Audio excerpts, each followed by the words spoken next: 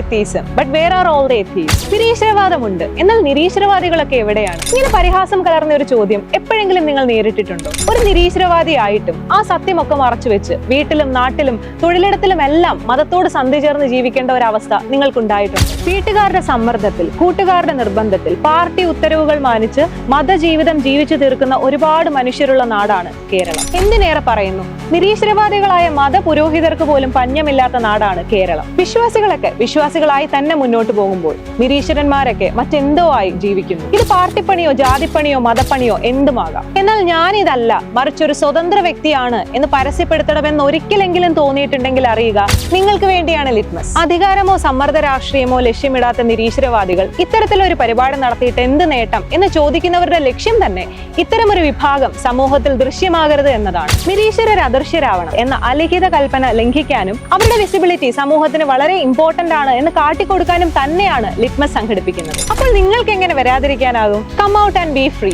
Litmus makes you visible. Celebrate U.